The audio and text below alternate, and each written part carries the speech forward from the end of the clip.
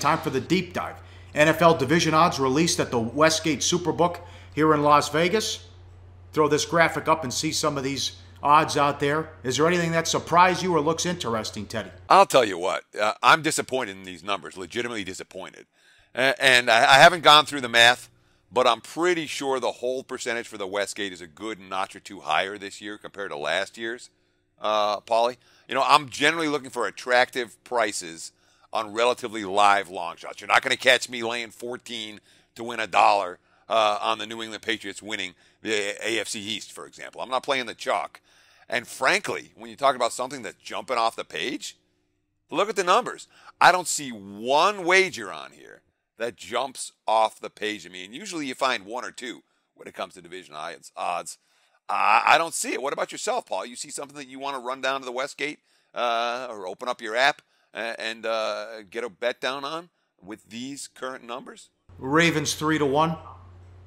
Ravens almost 3-1 to win the division. You think that Pittsburgh and Cincinnati stink? I mean, yeah, that's actually not a bad that's not a bad number. Look, I mean, they were one play away from winning the division last year. If they tackle Antonio Brown at the 1-yard line on the Christmas game, they're going to win the division.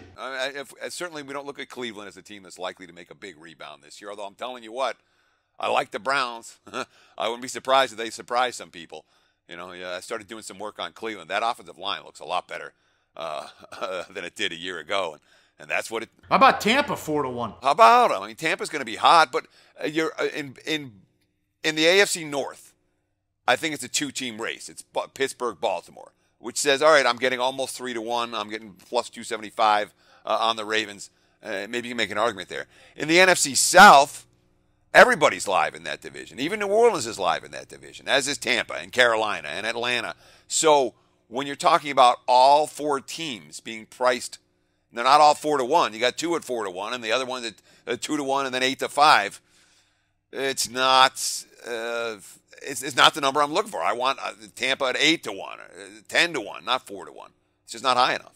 Yeah, they also had a couple different teams in terms of their win totals. They didn't screw around. They opened the Patriots 12.5.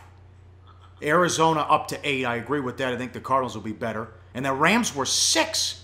They got to go 7-9 to cash that over ticket. How the hell the Rams? Remember, as you pointed out, the Rams aren't favored. We did it in our team preview. They're not favored in a single game.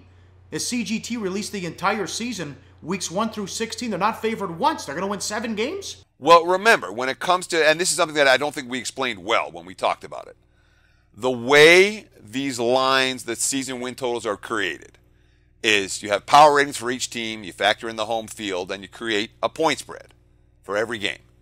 You convert those point spreads into money lines.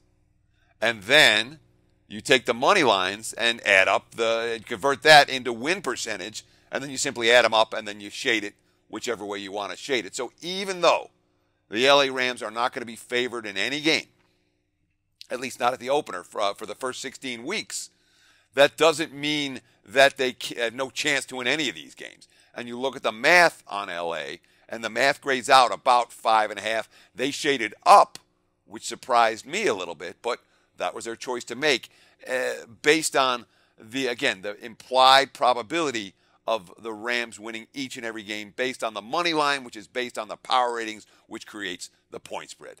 Whew, I think I said that right. David Purdom, ESPN Chalk. Couple tweets. Top 5 teams by money bet to win the Super Bowl at the Superbook.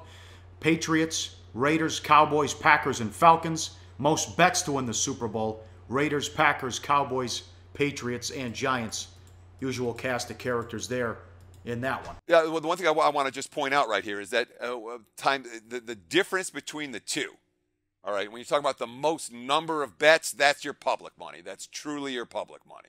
So the Raiders are taking the most public money, the Cowboys and the Packers right behind them, and the Giants appear to be a relatively popular public team so far.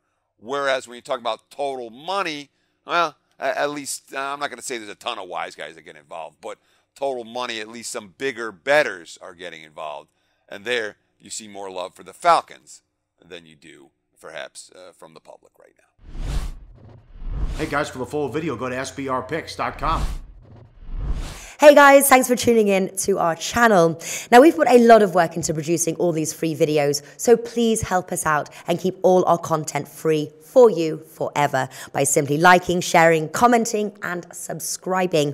Now, not to mention, a visit to our industry-leading website will warm the hearts of all our SBR employees, especially myself. Now, the links are over there to the left, so do check those out. Thanks for watching.